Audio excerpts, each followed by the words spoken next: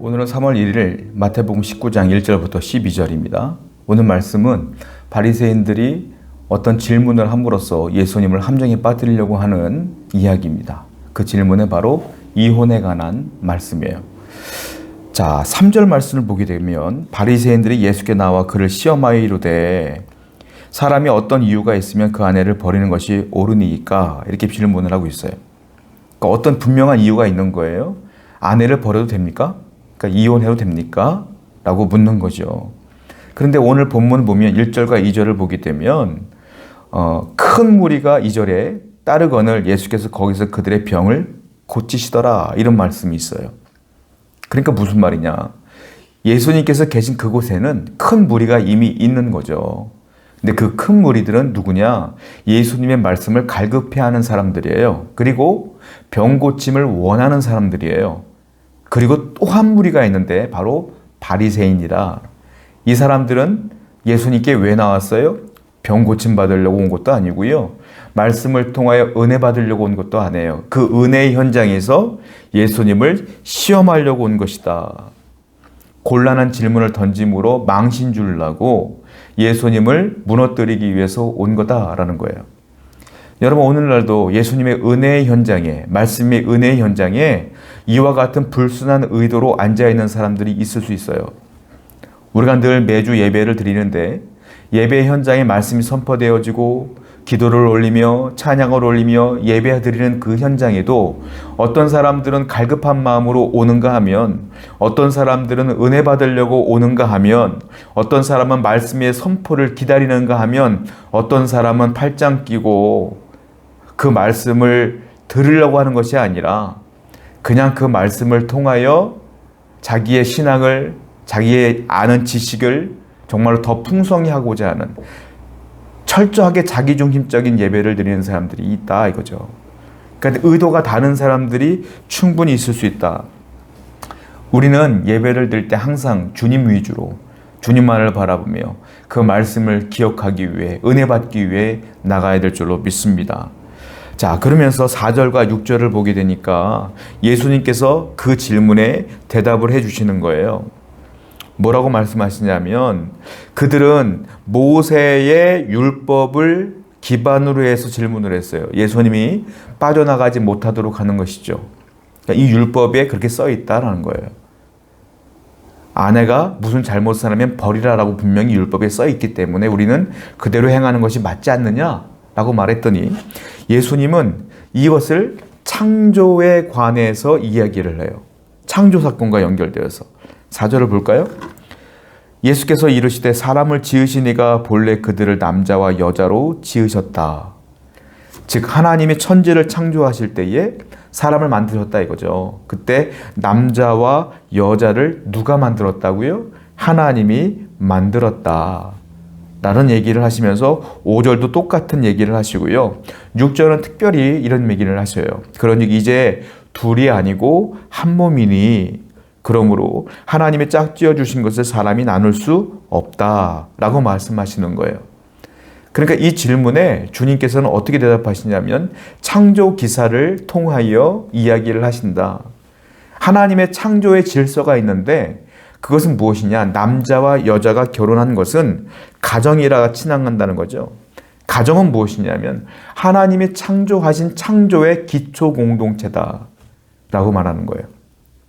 이것은 사람이 남자와 여자가 정욕이 불듯 일어나서 함께 만나 가정을 이룬 것이 아니라 하나님의 창조를 하신 것처럼 남자와 여자를 만나게 하신 것이고, 그리고 그것이 가족이 기초 공동체가 되어서 하나님을 섬기게 하기 위한, 하나님의 사명을 감당하기 위한 하나님의 특별한 공동체다라고 주님께서는 말씀하시는 거예요.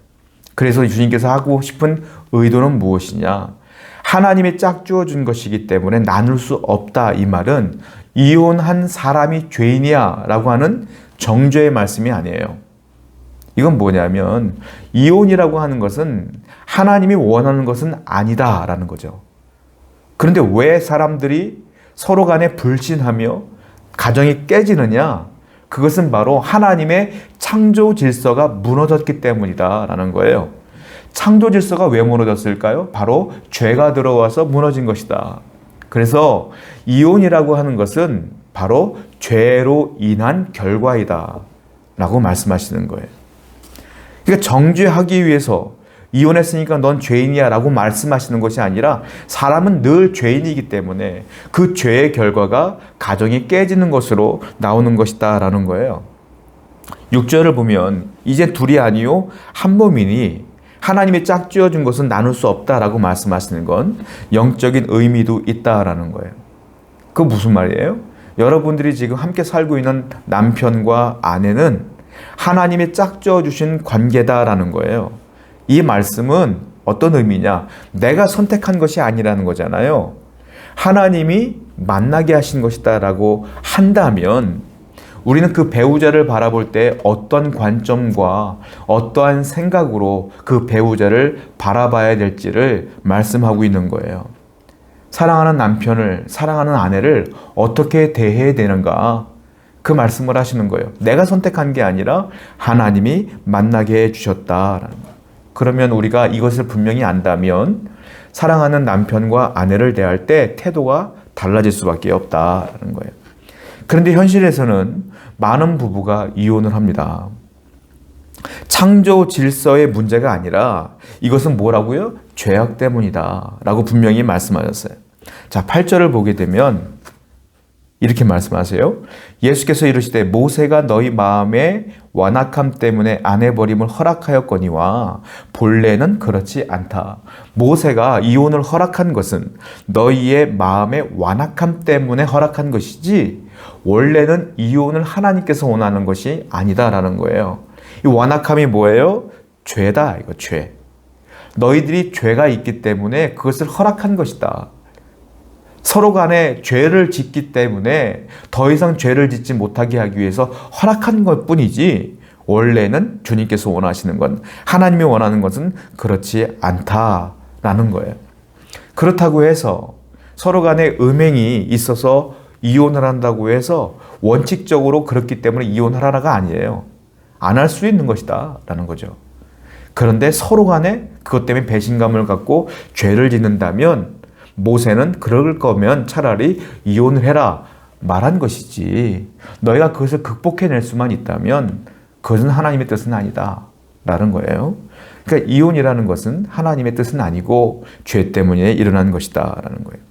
그랬더니 이렇게 얘기했더니요, 제자들이 그 말을 가만히 듣다가 마음에 부담감을 느꼈던 것 같아요. 자, 10절 말씀 볼까요? 제자들이 이르되 만일 사람이 아내에게 이같이 할진대 장가들지 않는 것이 좋겠나이다. 예수님, 이렇게 복잡한 것이라면 하나님의 뜻이, 이혼이 하나님의 뜻이 아닌데 상대방 배우자가 나를 배신하거나 그래서 이혼을 하게 되면 이 복잡해질 것 같아요. 하나님의 뜻은 아닌 것 같고, 그 나는 못 살 것 같고, 그러니까 마음에 부담이 오는 거예요, 제자들이. 그러니까 뭐라고 말하냐면 차라리 혼자 사는 게 낫지 않겠어요? 라고 말하는 거죠. 그런데 예수님께서 하신 말씀은 그러니까 혼자 살아라가 아니라요, 결혼에 대한 분명한 정의를 말씀하고 있는 거예요. 결혼은 뭐냐면 서로 존중할 준비가 되어 있다라는 거예요. 서로 존중하라. 그리고 서로가 부족할 수 있잖아요. 서로가 약점이 있고 부족하잖아요. 내 마음에 안 들죠. 내 마음에 드는 건 나뿐이 없는 거예요, 세상에. 부모도 내 마음에 안 들고 자식도 내 마음에 안 드는 거예요. 내 마음에 드는 건 오직 세상에 나 혼자뿐이 없는 겁니다. 그러니까 배우자가 마음에 들겠어요? 마음에 안 들죠. 그러니까 결혼이라는 건 뭐냐? 너희가 서로 사랑해서 음욕이 불듯 일어나서 하는 것이 결혼이 아니라 서로를 존중할 준비가 되어 있고, 그리고 부족함에도 끝까지 인생을 함께 하려고 하는 결단의 시작이 결혼이다 라고 주님께서는 말씀하는 거예요. 이러한 준비가 되어 있을 때에 결혼을 하는 것이 맞다라는 것만 하는 겁니다. 제자들에게 또 말하는 건 뭐냐면, 너희가 혼자 살 거면, 너희가 독신으로 살 거면 선택과 집중과 목적이 있어야 되는데, 그것은 너희가 혼자 살면서 하나님을 선택하고 하나님의 사역을 위해서 그 목적을 분명히 정하며 철저하게 헌신하기 위해서라면 오직 그 독신이 하나님을 위하여 철저하게 살기 위함이라면 독신으로 살아라. 그러나 그것이 아니라면 결혼하는 것이 맞다라는 거예요, 주님께서는. 그러니까 결혼은 어떻게 하라? 상대방을 존중할 준비가 되어 있고 부족함에도 불구하고 서로 끝까지 인생을 함께한 결단의 시간이 내게 왔다면 하라. 독신은 내가 평생을 주님을 위해 헌신할 준비가 되어 있다면 독신으로 살아라. 그러니까 뭐냐? 모든 것의 중심과 목적은 뭐예요? 하나님이다. 하나님이 기초공동체, 가정을 만드셨기 때문에 이 가정은, 부부는 하나님을 바라봐야 되고 독신으로 사는 사람도 철저하게 하나님을 위한 헌신이 여기기 때문에 하나님을 바라봐야 된다. 그러니까 결혼한 사람이나 결혼하지 않은 사람이나 똑같은 목적을 갖고 살아야 된다라는 거예요. 그리고 마지막 11절과 12절을 보면 예수님께서 이렇게 말씀하시죠. 예수께서 이르시되 사람마다 이 말을 받지 못하고 오직 타고난 자라 할지나. 독신의 은사는 타고난 사람이 있다고 말하는 거예요. 자, 그리고 12절에 보니까 어머니의 태로부터 된 고자도 있고 사람이 만든 고자도 있고 천국을 위해 스스로 된 고자도 있도다. 이 말을 받을 만한 자는 받을지어다. 여기서 말하는 건 뭐예요? 독신을 말하는 거예요. 독신. 그러니까 독신은 타고난 것이다. 그리고 이 독신의 은사는 이와 같은 12절의 말씀 보니까 어머니 태로부터 된 독신의 은사를 가진 사람도 있고 사람 스스로 독신의 은사를 가진 사람도 있고 천국을 위하여 스스로 독신을 은사를 갖고 사는 사람도 있다라고 말씀하시는 거예요. 중요한 건 뭡니까? 다 하나님의 영광을 위해서다. 그러나 이런 독신의 은사를 가진 사람은 하나님의 특별한 은혜가 있지 않고서는 거의 없기 때문에 결혼을 하는 것이 맞다. 그러나 결혼도 분명히 아까 말씀드린 것처럼 존중할 준비가 되어 있어야 되며 서로 부족하지만 함께할 준비가 되어 있어야 된다라고 말씀하시는 거예요. 이것이 성경이 말씀하시는 결혼의 중요한 정의입니다. 사랑하는 성도 여러분, 시대가요 괜히 쉽게 만났다가 쉽게 헤어지는 것이 요즘 시대의 흐름이에요. 그러나 우리는 하나님 믿는 사람으로서 가정을 지키기 위해 애를 쓰고 그리고 분명히 성경에 말씀하시는 것처럼 배우자를 존중해주고 서로 함께 가기 위해 결단하고 그리고 함께 이 가정이 하나님의 영광을 위해 살고자 결단하는 귀한 가정을 이루고자 기도하시는 여러분 되기를 축원드립니다. 기도합시다. 하나님의 분명한 말씀은 결혼을 하던 독신으로 살던 다 하나님의 영광을 위해 살기를 원하십니다. 하나님, 우리가 볼 때에 이 모든 것들이 가정이 깨어지는 모든 원인은 사람에게 있는 것이 아니라 죄에 있음을 분명히 알아서 어떻게든 하나님의 창조 질서를 지키기 위해 애를 쓰고 이루어 나가며 지키고자 애를 쓰는 저희가 될 수 있도록 인도해 주옵소서. 오늘도 사랑하는 아내와 사랑하는 남편을 위해 기도하고 서로를 배려하는 마음으로 살아갈 수 있도록 인도하여 주옵소서. 예수님의 이름으로 기도드렸습니다. 아멘.